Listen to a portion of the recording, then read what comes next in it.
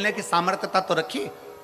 राजा को रात भर नींद नहीं आई, रात भर, कि ऐसा कौन सा राजा है जो 1 लाख सोने की मुद्रा रोज देता है, उसके बाद भोजन करता है, पानी पीता है, जरा मैं पता तो करूं। राजा ने आधी रात को एक सेवक के कपड़े पहने और राजा समुद्र के पार चला गया। समुद्र के पार जाकर राजा उस राजा चंद्रायन के पास पहुंचा और वहां के द्वारपालों से विनती करी कि मुझे राजा से मिलना है। राजा से मिले, बताया नहीं कि मैं राजा विक्रमादित्य अवंतिका नरेश हूं। जाकर कहा महाराज मैं अवंतिका नरेश हूं, तो ये नहीं कहा, ये नहीं बोल, कुछ नहीं बोल। जाकर कहा महाराज मुझे आपके यहां काम की जरूरत है, आप मुझे काम पर रख लेंगे क्या? मुझे यहां काम पर रख लेंगे, मुझे यहां काम दे देंगे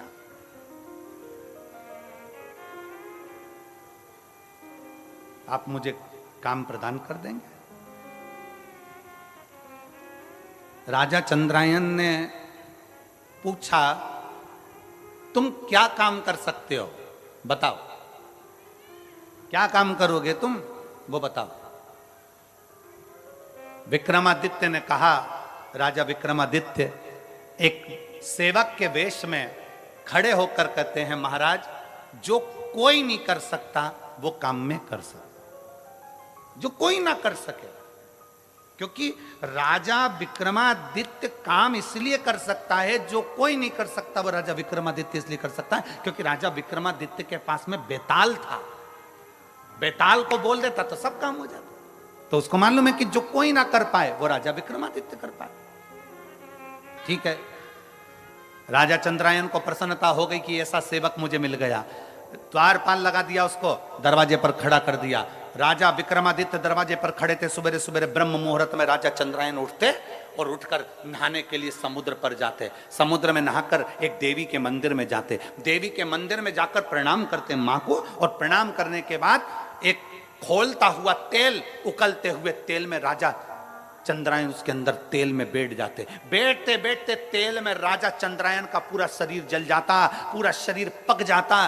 तब कई योगनियां आती, उस देवी के मंदिर से कई योगनियां आकर उसको नोच नोच कर खाती, और खाते ही राजा चंद्रायन के ऊपर देवी मां उसी समय पर बाहर निकलती मंदिर से, हाथ में जल लेकर राजा चंद्रायन पर छींटती, और राजा चंद्रायन वापिस जीवित हो जाता, और देवी उसको 1 लाख सोने की मुद्रा दे देती, और राजा वो सोने की मुद्रा ले जाकर दान दे देता।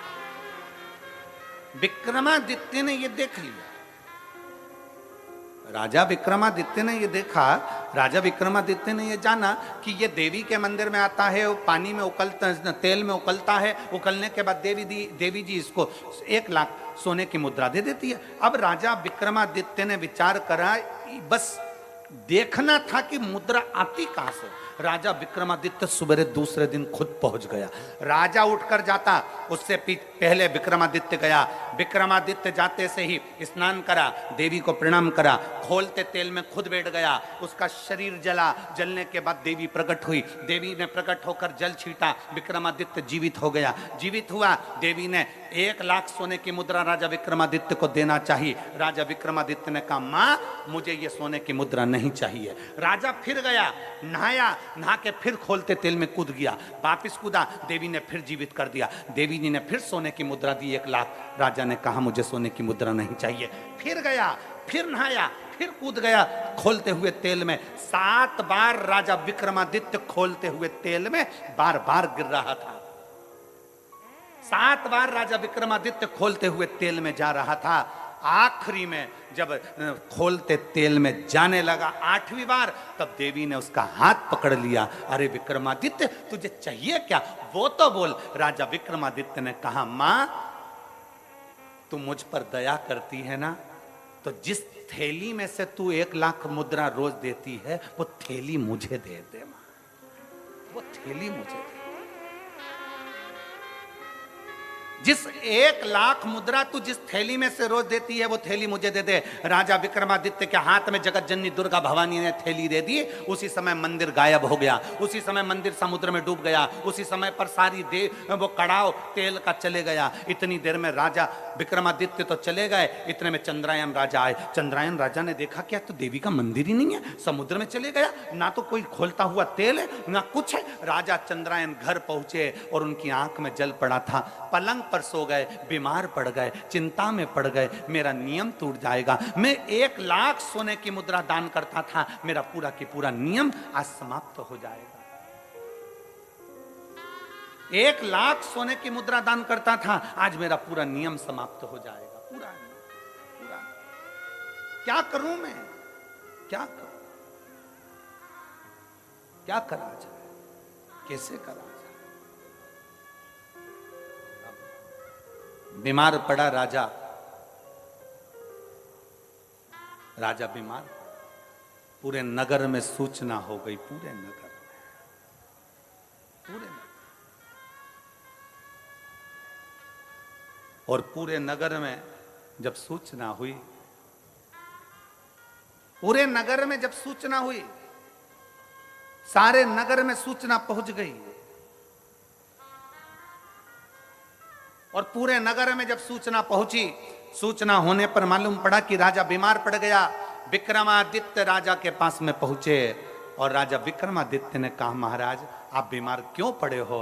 राजा चंद्रायन ने अपनी पूरी बात बता दी।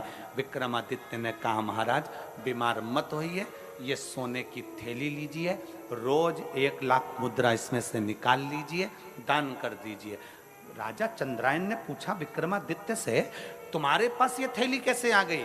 महाराज जब आप मुझे सुबह अपने साथ लेकर गए, मैं दरवाजे पर खड़ा था, मैंने देखा आप खोलते हुए तेल में उकल रहे थे, चीख रहे थे, आपका दर्द मुझसे सहन नहीं हुआ, इसलिए देवी माँ की आराधना कर कर वो थैली में आपके लिए लेकर आ गया। ये लो थैली आपके पास में रखी है।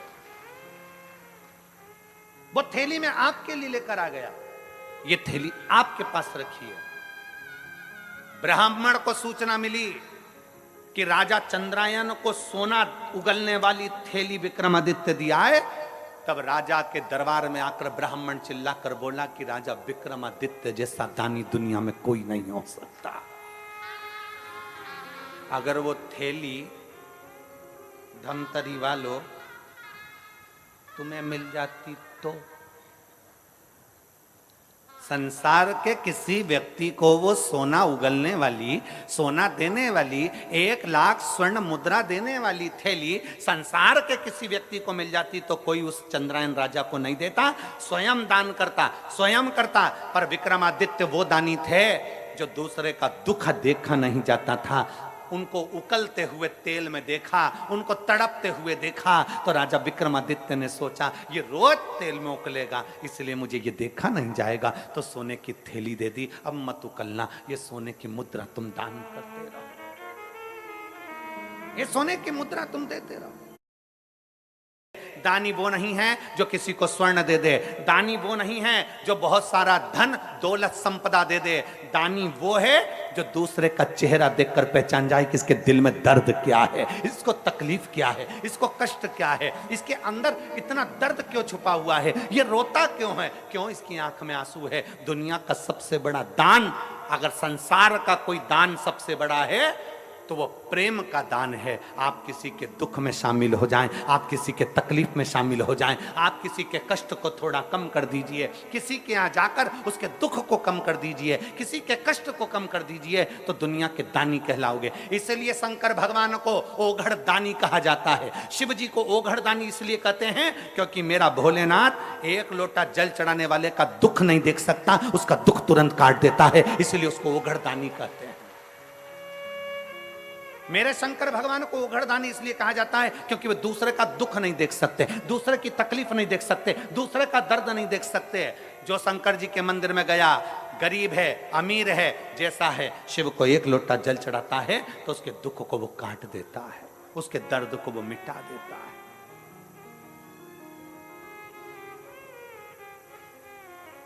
ओघड़दानी है वो, दुनिया का श्रेष्ठ किसी के जीवन के दुख को समाप्त करना, बस निवेदन एक ही है, अपने कर्म के साथ, अपनी मेहनत के साथ, अपनी लगनता के साथ शंकर के मंदिर में जाइए, अपनी मेहनत के साथ अपनी खेती पर काम करिए, अपनी मेहनत के साथ अपनी दुकान पर काम करिए, अपनी मेहनत के साथ अपनी ड्यूटी करिए, और मेहनत का फल भोलेनाथ देगा, एक लोटे जल के साथ जरूर देगा। आप उसको जल समर्पित करते रहिए।